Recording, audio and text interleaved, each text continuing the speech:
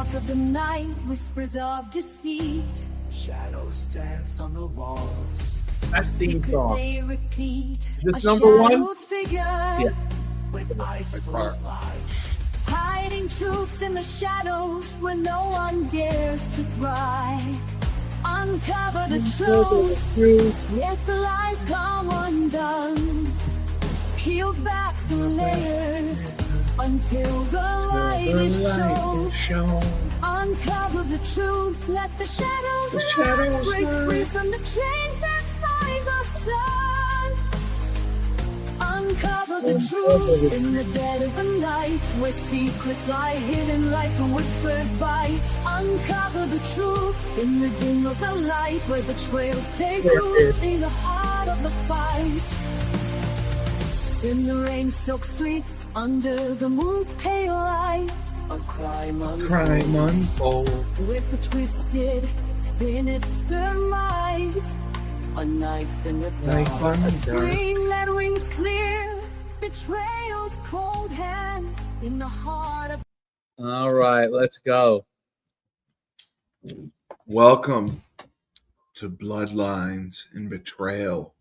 I am your host, the best podcast host in the universe, Steve Cully. And with me as always, he's always ready to go. And I don't think he slept in a week. Dave Schumann. He's working 3 jobs this week, basically. I don't think he slept, but he's ready to go, and it's go time. And we are covering the SMU football scandal, otherwise known as the death penalty. And what a coincidence we're covering this today, because right now the portal's open for college football and players are getting paid millions of dollars across the country. And you know who did it first? Well, who probably didn't do it first, but at least got caught first. SMU, the SMU Mustangs. So just a little bit of the history. It was the second smallest school in the old Southwest Conference, the SWC, which I didn't know.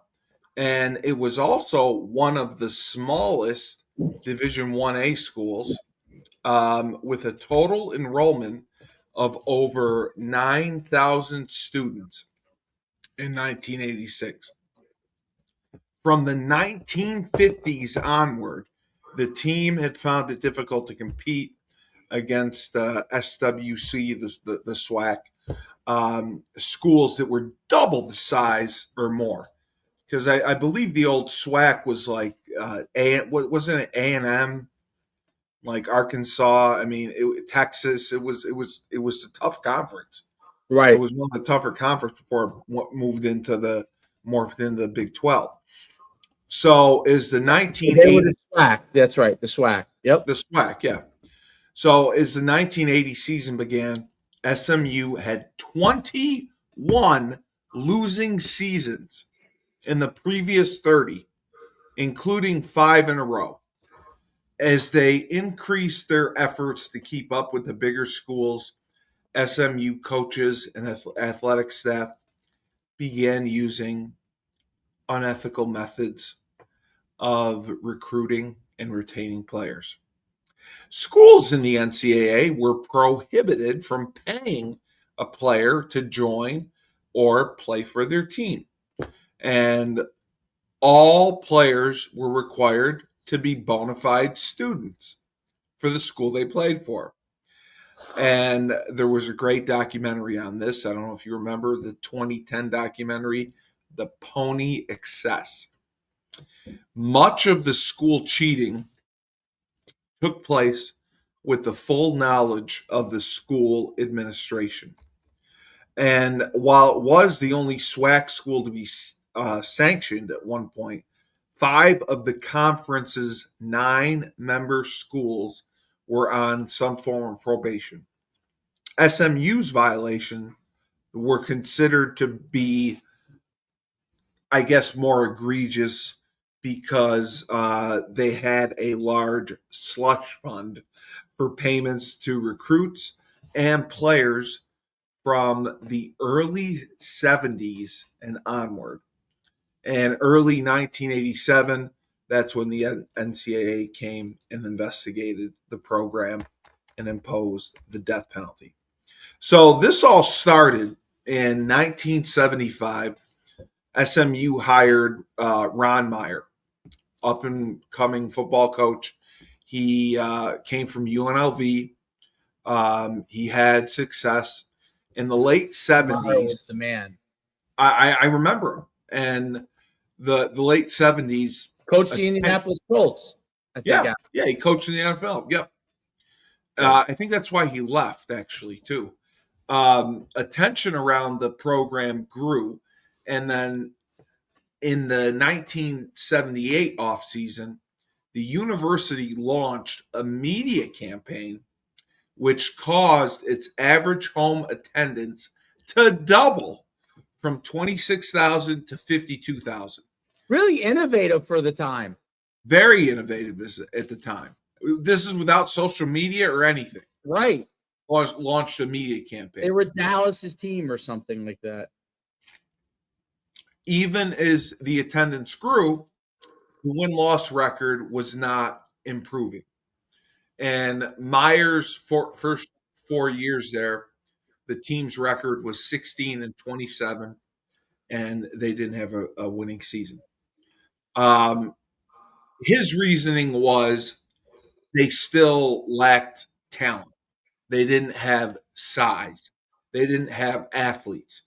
He turned more of his attention to recruiting the biggest and best new players he could get.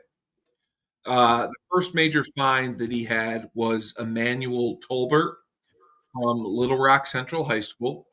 While trying to keep his dealings quiet, Meyer began persuading more and more big, talented players to commit to SMU. And I remember this from the documentary. Former Mustangs quarterback Lance McElhaney later referred to Meyer as the greatest salesman he has ever met. His recruiting strategy was very, very aggressive. He pursued the best players from all across Texas and beyond, but his methods were not always ethical, which to me now seems crazy. This is the 1980s, and you're telling me his recruiting methods were ethical? What could you do? I mean, what do you think they could do back then? Well, you mean as far as unethical recruiting? Yeah. Well, back then there were so many damn rules. I think that Yeah, but they could put everyone on scholarship. Like, yeah, everyone could go on scholarship. Well, what SMU figured out that needed more than just scholarship money. correct. So what happened was, because they were losing and they felt that they couldn't get the top recruits, he and his staff blatantly started paying recruits. According to Steve Endicott, the first payments came at Kashmir High School. It was Ron, and this is what Endicott said. It was Ron, myself, Robin Boudique, Endicott's assistants, and Endicott's assistant, and maybe another coach. He couldn't pin it down. It was maybe 20 or 50 bucks, something like that we gave. And the Kashmir football players called the SMU recruiters Santa Claus. The payments of $20 to $50 grew into $500, and it escalated to the point that Boudique said he handed out $100 bills to recruits, you know, the handshakes. Yeah, the handshake. When he would meet them at the airports. I don't know if they invented it, but they certainly enhanced it. So for years after this, yeah, I'm shocked by this. New recruits and existing players continue to receive payments and gifts from SMU boosters. One such player was Reggie Dupard, selected first round pick, 86 draft. He admitted to receiving sums of money and a car from a booster while playing at the school. In a 2022 interview, McElhaney, the quarterback, said that he once confronted his coach about other players receiving envelopes of cash, and then the next day he got an envelope of $700 in his locker, which is equivalent to $2,281 today. So Meyer's recruiting strategies began to reflect on the scoreboard in 1980 when the Mustangs qualified for their first bowl game since 1968 with a high-powered running offense led by running backs Craig James and Eric Dickerson. The Pony Express. Yep.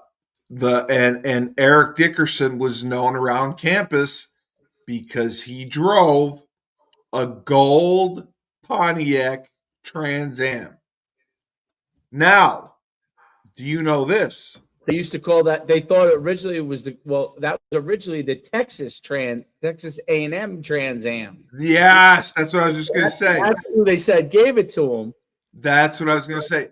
The Texas the gold Pontiac Trans Am was part of his recruitment to Texas A&M because he was originally committed there. He was. They worked day and night, and they basically got him like hours before signing day. And they kept the coach at his house like all night. But facing BYU in the 1980 Holiday Bowl, SMU lost 46-45, despite they led by 3 touchdowns in the fourth quarter. So the NCAA actually became aware SMU was making payments, and they placed them on probation and excluded them from playing in bowl games and television. And at that time, if you remember, playing on television was not based on a conference. It was based on like a rotation. They tried to give every team a certain number of games to spread it out equally. So to miss a television game was huge. But under these conditions, the team won the SWAC championship and was ranked 5th in the AP poll. Meyer resigned the following year to become the head coach of the New England Patriots. If you remember, they went to the Super Bowl in 85. I believe he resigned in 82. So his successor was none other than Bobby Collins. Bobby Collins continued to make the under-the-table payments to players despite being on probation. And the 1982 Mustangs finished unbeaten. They won the 1983 Cotton Bowl, and they finished number 2 in the final polls. Collins led SMU to 2 more bowls in the next 2 seasons, a loss in the 1983 Sun Bowl and a win in the 84 Aloha Bowl. The Mustangs won a share of the SWAC championship in the latter year to earn their 3rd conference championship in 4 years. So they know this is going on. They're doing nothing to stop it. And what I can't believe, Dave, they're doing this. There's no NIL contracts. There's nothing like that. There's just like your work. Like, we're going to pay you this. We're going to give you this. We're going to do that. I mean, I don't know if I would have believed it. Would you have believed it if they came to you and they just said, "Hey, we're going to give you $800 a week"?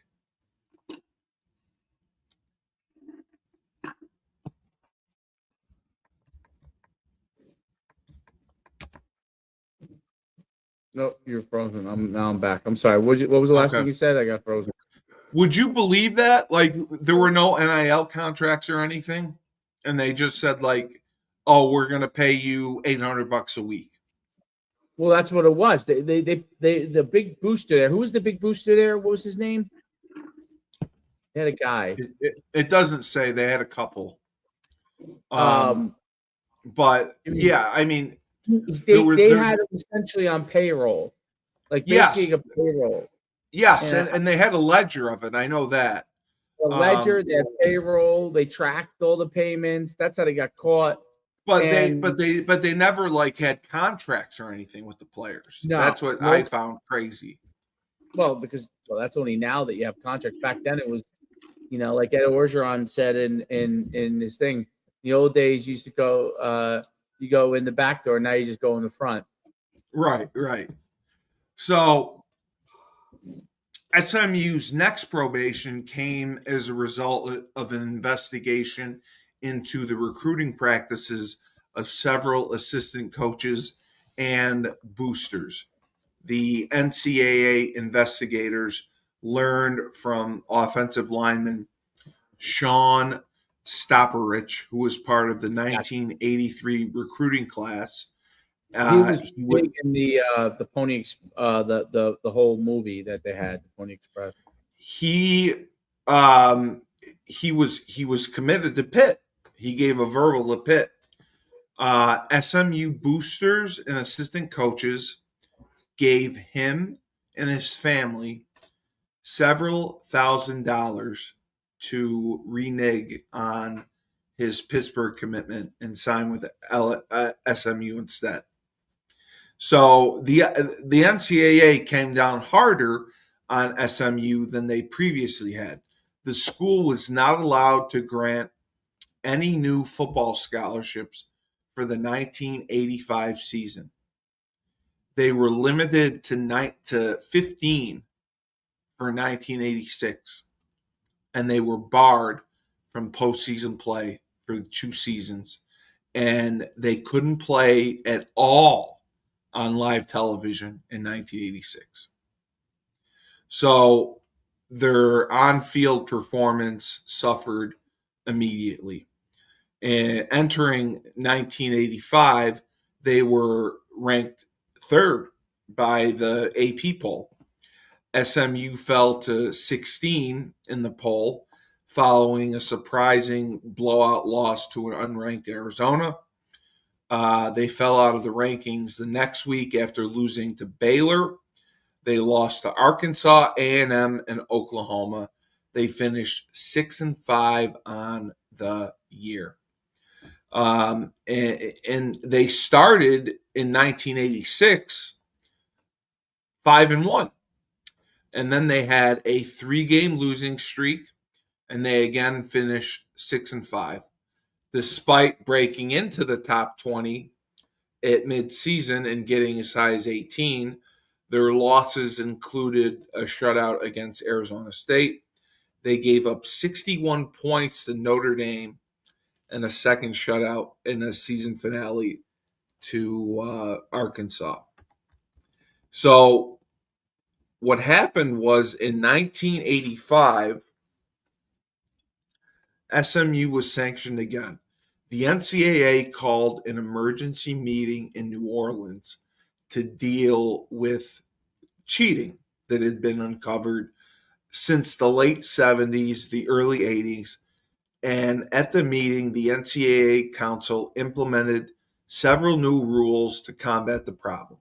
Among the decisions that they made was the power to shut down athletic programs found guilty of egregious violations and a power popularly known as the death penalty.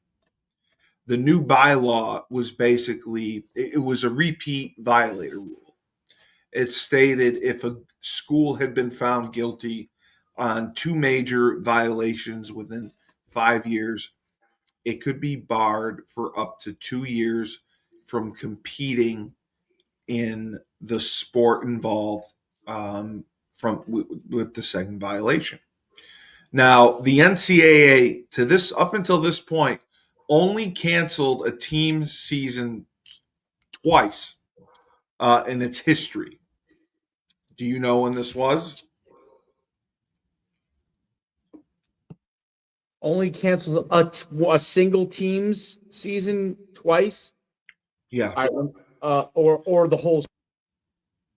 they canceled Kentucky's men's basketball in 1952 and 1953, the 1952-53 season, and they canceled the Southwestern Louisiana men's basketball from 1973 to 1975. Those were the only times. The death penalty had always been an option available to the NCAA.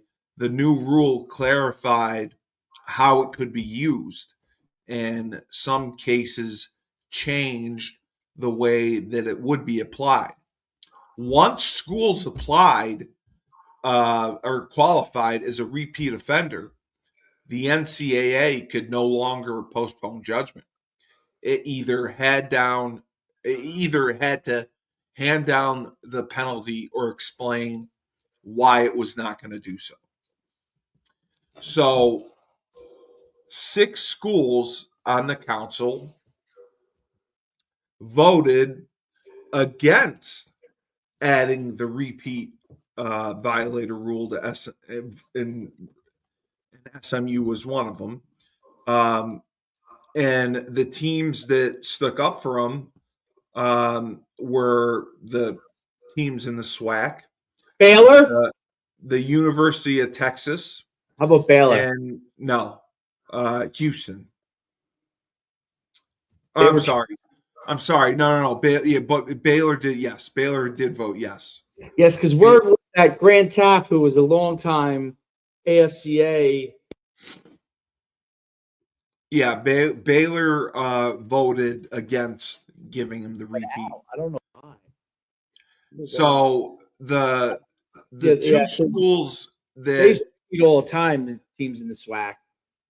the 2 schools in the SWAC that went against them were Texas and Houston.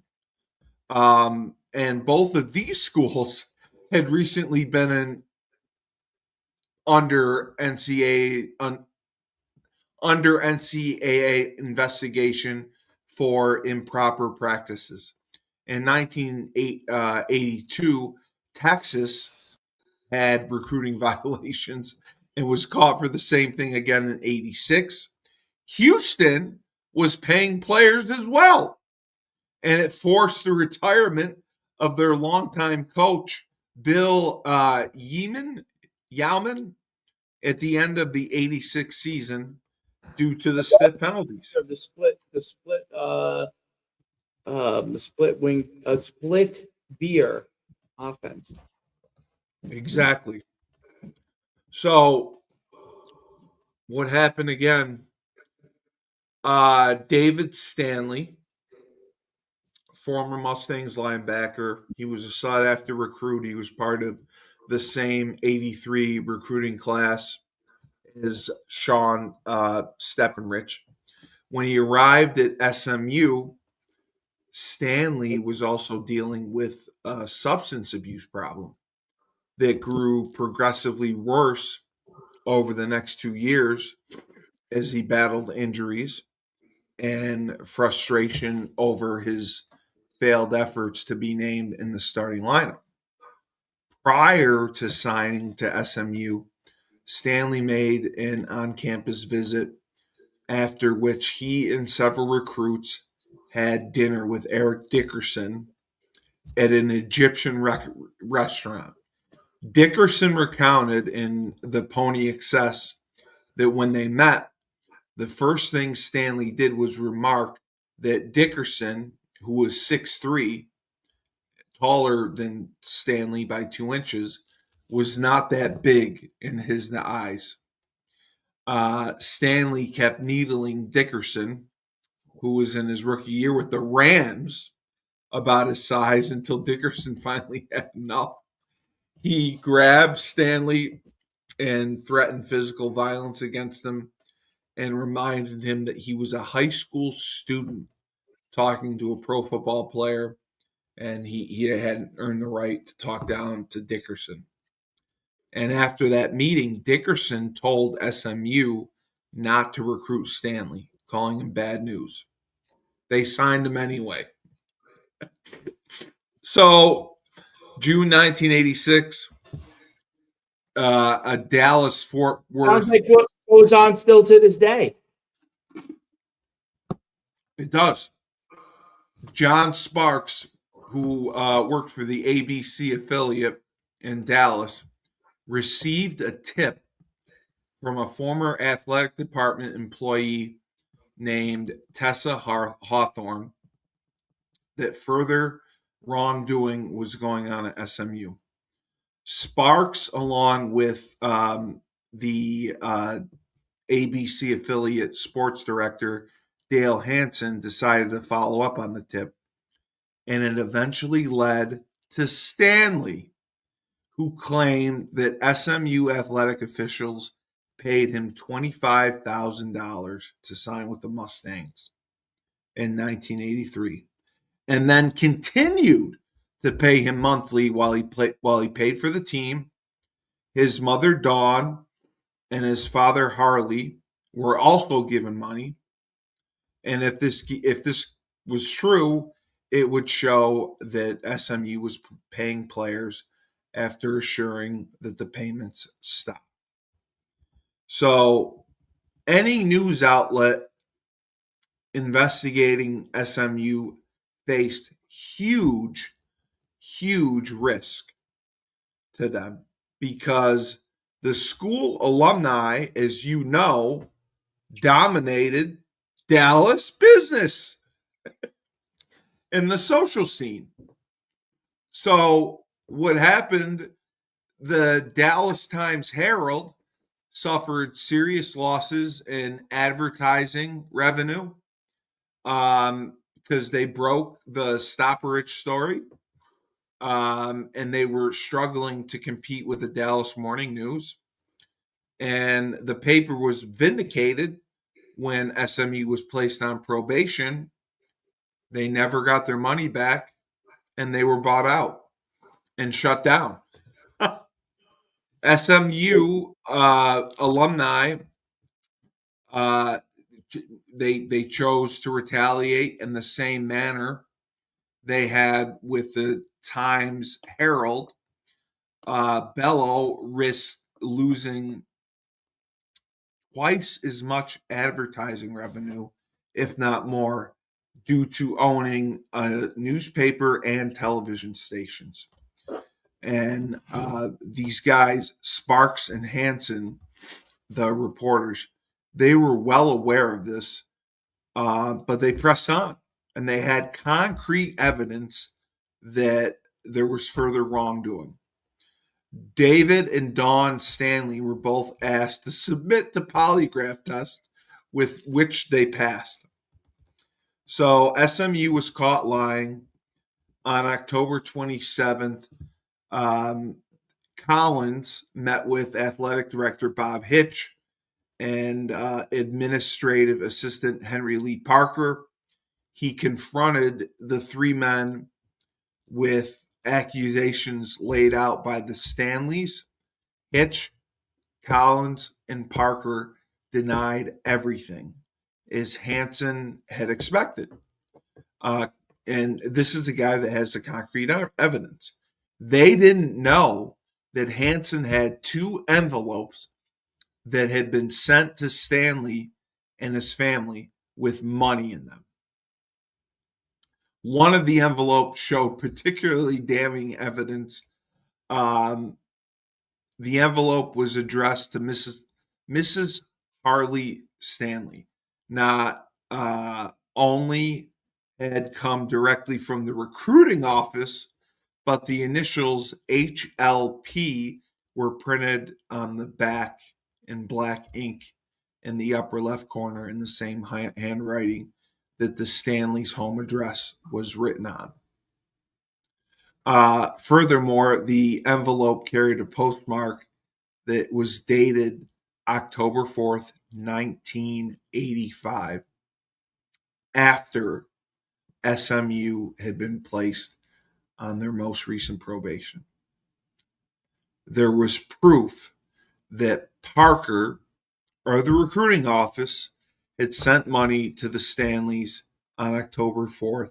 Now they're subject to the repeat violator rule. So during the initial questioning, he asked if they ever sent money to the Stanley family. Parker said he had not. Hansen had handed 2 envelopes to him, and he pointed specifically to the second one, which had his initials on them in the upper left corner. Hansen asked if the envelopes had been sent by him or through the office. Parker said yes.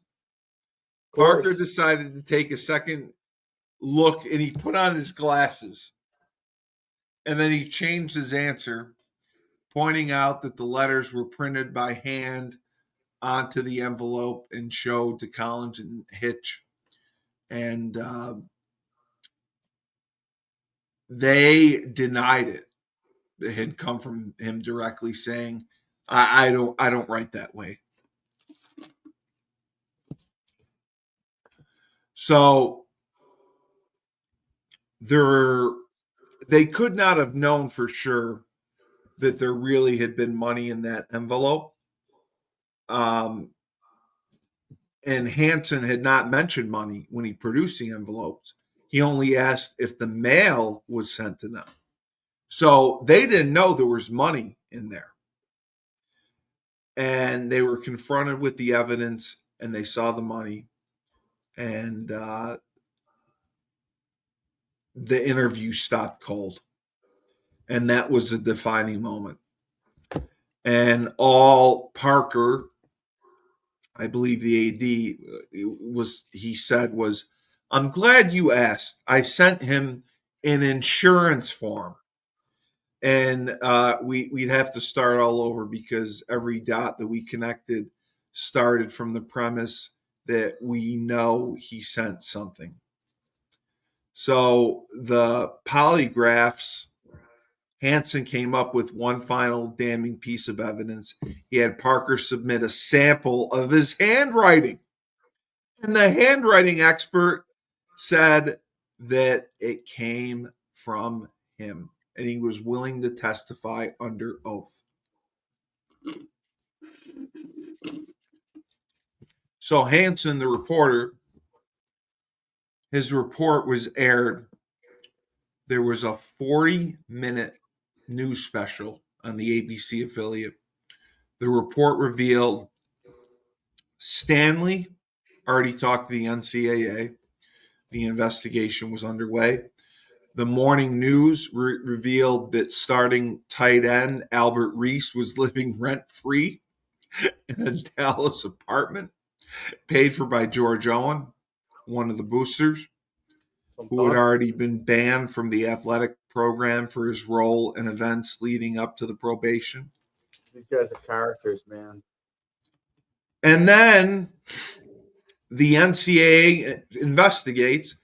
In 85 and 86, 13 players were paid $61,000 from a slush fund provided by a booster. Payments ranged from $50 to $725 per month. Right. And they started after SMU had been handed its latest probation. And as you said, the booster was a Dallas real estate developer, Sherwood Blunt Jr. He played for the Mustangs from 69 to 71. And Sherwood Blunt, he had served as an agent for running back Craig James when he entered the NFL. And James worked for Blunt's Dallas real estate office in the offseason. So then they did like a forensic accounting. During the 85-86 year, the players received $47,000. 8 of those players were paid an additional $14,000 from September to December of 1986. The payments were paid with full knowledge and approval of the athletic department staff. And there was a plan to discontinue the slush fund when the 13 players still benefiting had left at SMU. And it said Hitch, the athletic director, knew about the existence of this slush fund as early as 1981 and was involved in the decision to continue the payments. Even after SMU was placed on probation, they lost being on TV. And the coach Collins tried to minimize his impact. He said that he knew certain players were paid, but he didn't know who they were. So this just became a mess. Soon after the scandal became public, SMU president L. Donald Shields resigned for health reasons. Hitch, the athletic director, and Collins followed suit. And according to a later United Methodist Church investigation, SMU paid Hitch, Collins, and Parker $850,000 to maintain their silence. This is 1987. 850 grand. So February, it was February 6th, 1987. SMU's faculty athletics representative, religious studies professor Lonnie Cliver delivered a report to the NCAA recommending the school's probation be extended by 4 years until 1990. Until then, SMU would be in 1990. They would be hired. They would only be able to hire 6 assistant coaches, and only 4 of them would be allowed to participate in off-campus recruiting. Incredible. And it recommended that SMU's ban from bowl games and live television be extended until 1989, and that 2 non-conference games be dropped from its schedule. So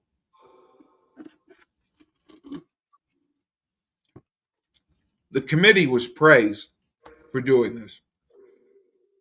So ultimately, it was a mistake. It ended up being a major mistake. 1987, the 1987 football season and all 4 of its scheduled home games of 1988 were canceled. And, they said that initially the committee was praised for what they did to SMU, and they praised SMU for cooperating with the investigation and going along with it. But it knocked SMU for a loop. It didn't come back from this from probably June Jones. Close to 20 years. Yeah, June Jones. June Jones. Yeah.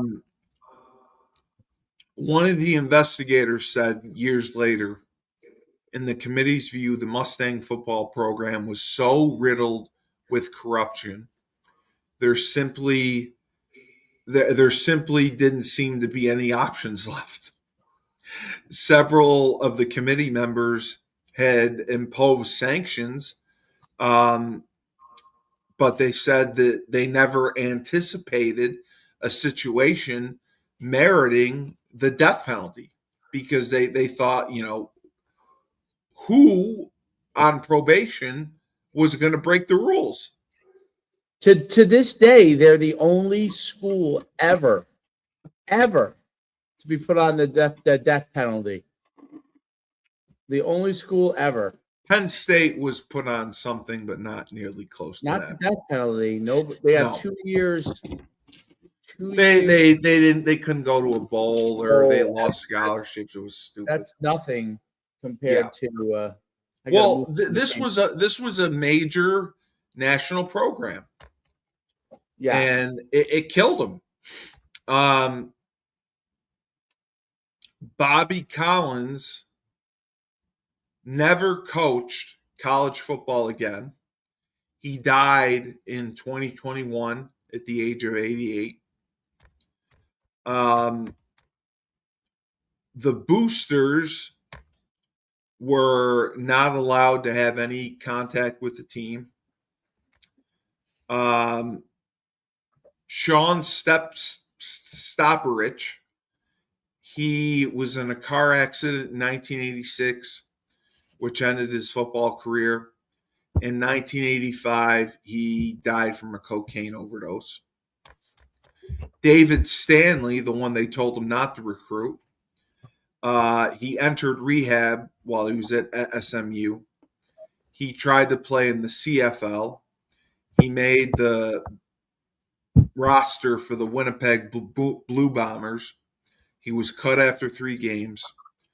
He could not overcome his addiction, and he died in 2005 at the age of 41. wow. The Naughty Nine were a group of SMU boosters who the NCAA banned from giving any further financial aid to the university after they did the slush fund. One of those boosters was known Dallas developer George Owen, who was outright banned from the NCAA, like couldn't go to games, banned. And the other ones identified John Appleton, Sherwood Blunt, who we mentioned, Ken Andrews, Ronnie Horowitz, Jack Ryan, Reed Ryan, William Stevens, George Wilmot. So SMU returned in 1989 under the great Forrest Gregg. I remember that. They were abysmal.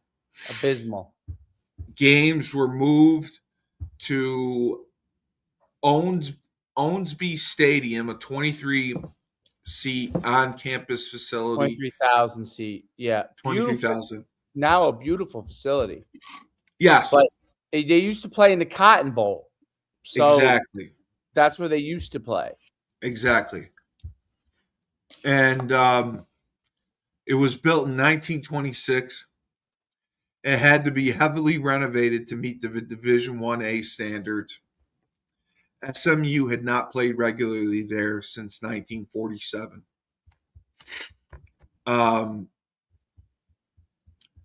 And they were a disaster. During the season, 1989, they were defeated 95-21 by Houston.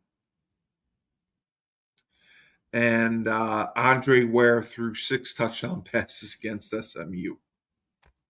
And then David Klingler added 4 more in the second half. Oh, my God. Forrest Gregg was so disgusted, he refused to shake Jack Party's hand after the game. They had to play Notre Dame in 89. They said they were scared and terrified to play them. They lost 59-6.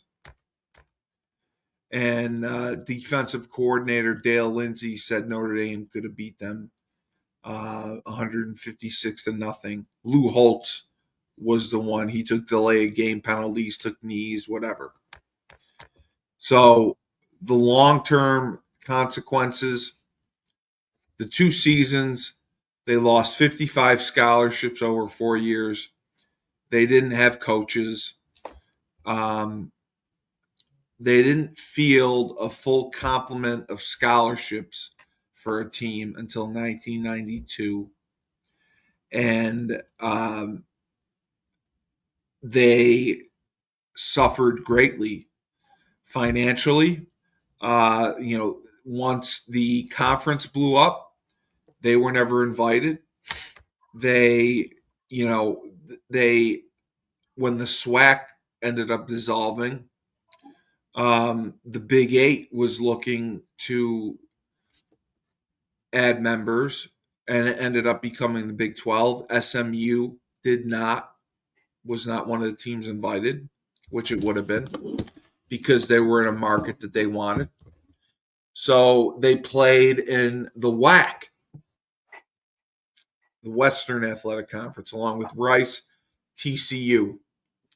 And then SMU went and played in Conference USA. In 2013, that's when they joined the American. And they were still one of the smallest FBS schools around. And then 2024 was when they made their move. They joined the ACC. They joined the ACC, and they raised $100 million after giving up the broadcast rights. Prior to joining Conference USA, SMU had only one winning season since returning from the death penalty, and that was in 1997. In 2009, they made their first bowl appearance. It was June Jones, yeah. They succeeded in Conference USA, but they were never the same. They were never the same. And, the death penalty was unwarranted, and it's just disgusting to see. But the misconduct and the people that knew about it, it just blows my mind. It blows my mind to this day how that happened. So I just it just cracks me up now how you see all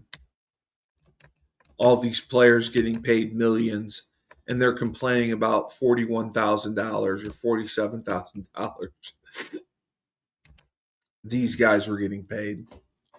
So it's just crazy. It's mind blowing. And you know what else is interesting?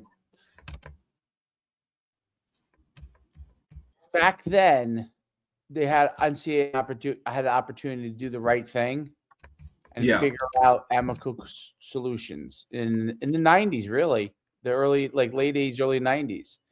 Start to figure out solutions to modernize things. Not necessarily back then. He probably could have got away with not giving money, but giving cost of the whole scholarship or those kind of things, right? Which would include food. I remember the dumbest thing, and this was probably still a thing when you were in college.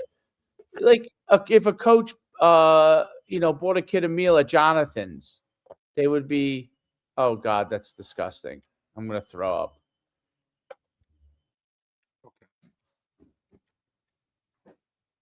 Yeah, I know. Sorry. I gotta go do another podcast anyway. Oh. So I'll talk to you later. Yep. Good job. Remember, when life gives you lemons, don't make lemonade. Take 2 oranges, throw them back at life, and I'll be at Frank's tonight. We'll call you. Bye. I'll stay in this pocket. So what I was saying was the NCAA had an opportunity in the late 80s, early 90s to be able to start to slowly change what they needed to do from a recruiting standpoint to modernize it, giving the cost of income so people wouldn't have to go and get meals, but they didn't do that. Then the 2000s and the 2010s, they had another opportunity because they already knew what happened when SMU and the Pony Express and all that fraud, by giving them the death penalty, that it destroyed programs, it destroyed careers, it destroyed people's opportunities. So even though it wasn't right what SMU was doing against the rules, they had an opportunity to modernize because it was going on in college football all over the place. SMU just took it to a whole another level. But what's interesting is when you go and you look at the 2010s when Northwestern wanted to then modernize what was going on from that standpoint by asking for employment contracts, the NCAA said no. And now we have the transport and NIL, which is obviously a system that allows anything goes, pay for play, and it's not just about NIL. So in the future, now the NCAA is at a crossroad. What is their impact? And we'll never know. But the SMU and the Pony Express and the fact that they were paying for play back then is exactly what's going on now. You go in the back door in the old days, now you come right through the front. It's Coach Schumann signing off.